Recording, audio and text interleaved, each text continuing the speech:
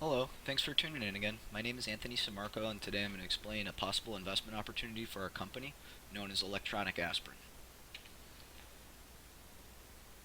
Electronic aspirin is an alternative to painkillers for headaches. It's currently only in the test phase in Europe, but recently in 2013 it was brought into the US by Autonomic Technologies, where it's currently in research development before it's approved by the FDA. And today I'm going to go through a few slides that consider whether or not if this technology is worth investing in for our company. My plan is I'm going to start off with a background of traditional methods of treatment for headaches and migraines. Then I'm going to go through exactly how electronic aspirin works. Then I'm going to compare the two, the advantages and disadvantages it has over conventional treatment. Um, then I'm going to look at it from a patient's point of view, whether or not it would make sense for them to choose electronic aspirin over conventional treatment. And then I'm going to summarize it all in a conclusion as to why I came up with my final recommendation. So electronic aspirin is needed because migraines and cluster headaches affect at least 10% of Western Europe and the United States. Unfortunately, that means that many people feel like this poor gentleman down here, which has obviously caused an impetus for the past 100 years of research that have been responsible, but however, still have not been able to find the cause of headaches and migraines. What exactly causes them is still unknown. So, traditional methods of treating pain for headaches and migraines involve Tylenol and aspirin, which do take significant time to relieve pain and can cause harm to the body, acupuncture, meditation, and then recently there's been a new concept known as SPG nerve stimulation. It involves stimulating a nerve that's located deep within the face, behind the nose, and underneath the eye. If you look in this diagram right here at the end of the probe, deep within the face. And there exist SPG nerves on both sides of the face, and they essentially accept pain from migraines and headaches. They're the pain receptor nerves.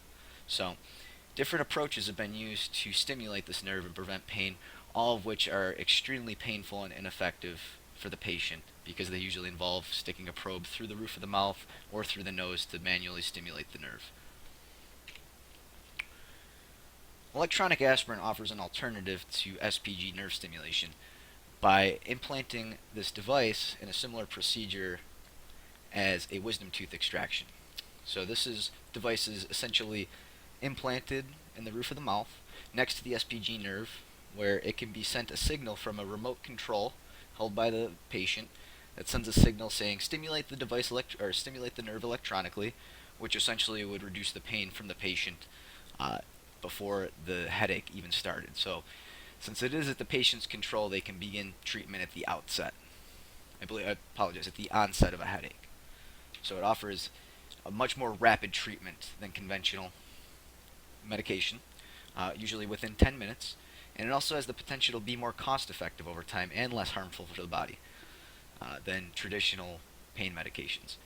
It is patient controlled, and the device can also be programmed by a physician to adjust the amount of voltage being put to the SPG nerve based on the severity of the headache that the patient normally experiences. And it can also be easily removed by the patient if they decide over time that they no longer need treatment.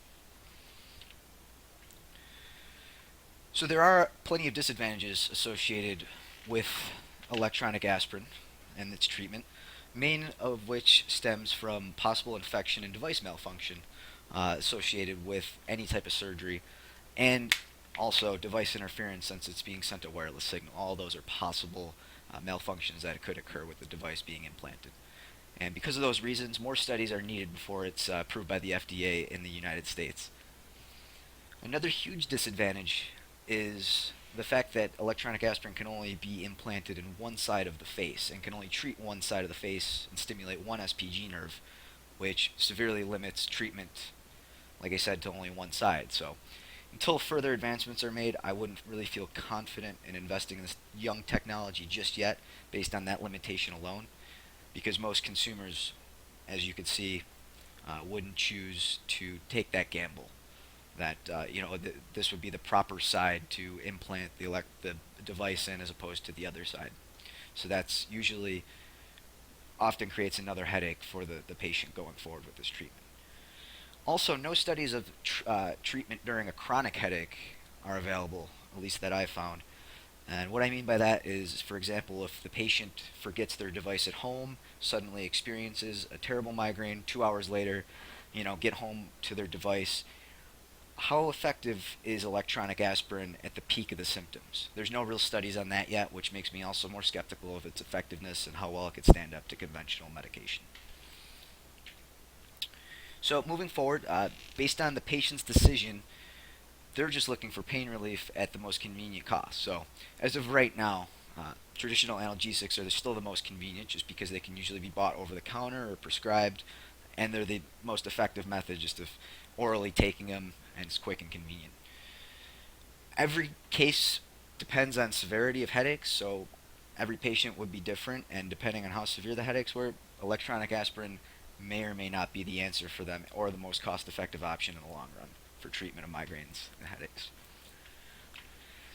So, all of this together, I would not recommend investing in this technology as of right now, mainly for the reasons that more studies do need to be done for me to be more confident that our money would be going to good use. Also, the risks outweigh the benefits at this point because of the limitations of the device to only one side of the face. Also, FDA approval would be needed before it could be widely used in the US as opposed to just research and development testing. That being said, I do believe this technology plants the seed for similar technology and possible advancing, and it's definitely worthwhile keeping on the immediate radar and horizon for investing for our company because I do believe that it can be the future of preventative medical technology, especially for a field as abstract as headaches and migraines, and especially what causes them.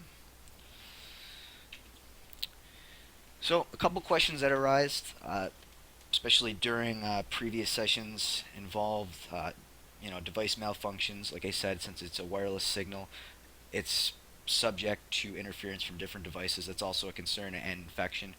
That's a concern as well.